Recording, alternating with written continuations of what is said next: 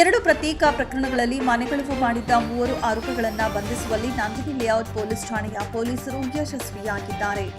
RMC ಯಾರ್ಡ್ನಲ್ಲಿ ಮೂಟೆ ಹೊರುವ ಕೆಲಸ ಮಾಡುತ್ತಿದ್ದ ಕೆಜಿಎಫ್ ಮೂಲದ ಆರೋಪಿಗಳಾದ 38 ವರ್ಷದ ಪ್ರೇಮ್ ಕುಮಾರ್, ಶಾಂತ್ ಕುಮಾರ್ ಅವರುಗಳು ಹಗಲು ಸಮಯದಲ್ಲಿ ಮಾರುಕಟ್ಟೆಯಲ್ಲಿ ಕೆಲಸ ಮಾಡಿಕೊಂಡು ರಾತ್ರಿ ವೇಳೆ ಗುರುತು ಮಾಡಿರುವ ಮನೆಗಳಿಗೆ ನುಗ್ಗಿ ಮನೆಯಲ್ಲಿರುವ ಚಿನ್ನಾಭರಣಗಳನ್ನು ಕಳವು ಮಾಡಿಕೊಂಡು ಪರಾರಿಯಾಗ್ತಿದ್ರು.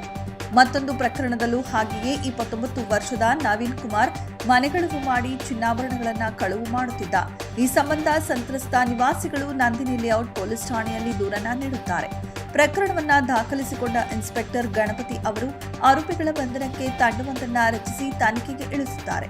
ವಿವಿಧ ಆಯಾಮಗಳಲ್ಲಿ ತನಿಖೆಯನ್ನ ಕೈಗೊಂಡ ಆರೋಪಿಗಳನ್ನ ವಶಪಡಿಸಿಕೊಂಡು ವಿಚಾರಣೆಗೆ ಒಳಪಡಿಸಿದಾಗ ಪ್ರತ್ಯೇಕ ಪ್ರಕರಣಗಳ ಆರೋಪಿಗಳು ಮನೆಗಳವು ಮಾಡಿರುವುದಾಗಿ ಬಾಯ್ಬಿಟ್ಟಿದ್ದಾರೆ.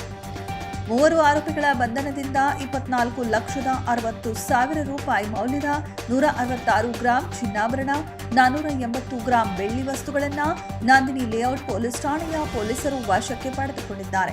ನಾರ್ತ್ ಡಿವಿಷನ್ ಅಲ್ಲಿ ನಂದಿನಿ ಲೇಔಟ್ ಪೊಲೀಸ್ ಸ್ಟೇಷನ್ ವ್ಯಾಪ್ತಿಯಲ್ಲಿ 2 ಪ್ರಕರಣ ಪತ್ತೆ ಮಾಡಿದ್ದಾರೆ ಪೊಲೀಸ್ ಅವರು. ಒಂದು ಕೇಸಲ್ಲಿ 12 lakhs, ಇನ್ನೊಂದು ಕೇಸಲ್ಲಿ 12.60 lakhs, ಟೋಟಲ್ 24.60 lakhs. ಇದು ಮನೆ ಕಳ್ತನದ ಆರೋಪಿ. ಟೋಟಲ್ 3 ಜನ ಆರೋಪಿ ಅರೆಸ್ಟ್ ಆಗಿದೆ. ಇದರಲ್ಲಿ ಒಬ್ಬನ ಆರೋಪಿ ಮೇಲೆ 5 ಕೇಸ್ ಇದೆ, ಇನ್ನೊಬ್ಬ ಮೇಲೆ 13, ಇನ್ನೊಬ್ಬ ಮೇಲೆ 19. ಇದು ಮತ್ತೆ ನಾವು DCPs ಮತ್ತು ನಮ್ಮ ಸೂಪರ್ವೈಸರ್ ಆಫೀಸರ್ಸ್ಗೆ ಇನ್ಸ್ಟ್ರಕ್ಷನ್ಸ್ ಕೊಡ್ತಾ ಇದ್ದೀವಿ. ಈ ಥರದ್ದು ರಿಪೀಟೆಡ್ ಅಫೆನ್ಸ್ ಮಾಡಿದರೆ ಖಂಡಿತ ಅವ್ರ ಮೇಲೆ ಇನ್ನೂ ಸ್ಟ್ರಿಕ್ಟ್ ಆ್ಯಕ್ಷನ್ ತೊಗೊಳ್ಬೇಕು, ಮತ್ತು ಅದು ಕೋರ್ಟ್ ಮಾನಿಟರಿಂಗ್ ಸರಿಯಾಗಿ ಇರಬೇಕು, ಇನ್ವೆಸ್ಟಿಗೇಷನ್ ಕರೆಕ್ಟಾಗಿ ಇರಬೇಕು, ಸೊ ದಟ್ ಇವರು ಮತ್ತೆ ಮುಂದೆ ಮಾಡಬಾರ್ದು.